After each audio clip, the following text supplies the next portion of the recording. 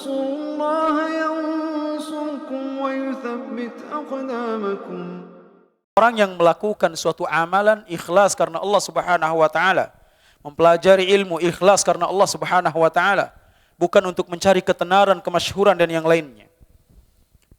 Wal fahm, orang yang mendalam pemahamannya. Ini orang yang mengenal kebenaran. Setelah ikhlas di dalam mempelajari, dia faham. Dia mengerti apa yang dia pelajari.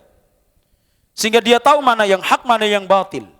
Dia berusaha untuk tadqiq, benar-benar meneliti.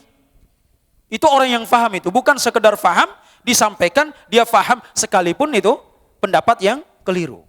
Paham maksudnya di sini, dia paham di atas hujjah, di atas dalil. Ini orang yang mengenal kebenaran. Wal insaf. Yang ketiga, sifat yang ada pada orang yang mengenal kebenaran itu insaf. Di dalam berpegang dengan kebenaran.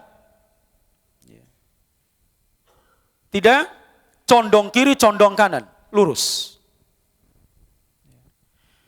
Wa rabi'uha wa aqalluha wujudan wa aktsaruha fuqdanan al-hirsu ala ma'rifatil haqq. Yang keempat, ciri orang yang mengenal kebenaran itu, namun kata beliau, aqalluha wujudan, sangat sedikit ada pada manusia. Wa aktsaruha fuqdanan, yang paling banyak diabaikan. Yang keempat ini, sifat yang keempat. Apa itu? Al-hirsu ala ma'rifatil haqq, semangat di dalam mencari kebenaran. Itu orang yang mengenal kebenaran itu semangat dalam mencari kebenaran. Ketika kita mencukupkan diri, pokoknya dengar dari si A sudah cukup, nggak perlu lagi. Padahal ada pendapat si B yang terkadang menyelisih pendapat si A. Pokoknya nggak mau tahu. Itu yang pertama kali saya terima, itu yang saya jadikan sebagai keyakinan saya. Apapun pendapat yang datang belakangan, saya nggak peduli. Ini kebanyakan yang terjadi. Tapi orang yang mengenal kebenaran, ketika ada pendapat yang bertentangan dengan pendapat sebelumnya, maka dia akan cari tahu. Sisi kelemahan pendapat yang pertama itu di mana? Kemudian, kenapa dikatakan yang kedua ini benar, ditimbang dengan dalil. Ini yang banyak sudah hilang di kalangan kaum muslimin, terutama para penuntut ilmu.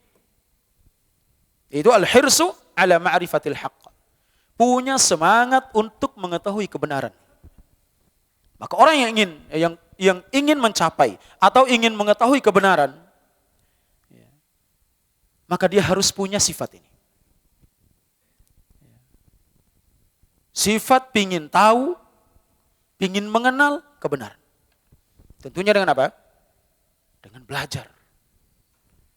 Bukan semangat mencari kebenaran, terus kita ikuti guru kita saja, tanpa mencari tahu bagaimana pendapat ulama-ulama yang lain. Bahkan ketika ada orang yang menyampaikan bahwasanya guru kita keliru, kita nggak mau tahu. Pokoknya guru saya hak. Apapun pendapat orang, saya tetap berpendapat dengan pendapat guru saya. Maka orang ini akan terhalang dari kebenaran. Dia tidak akan mencapai kebenaran.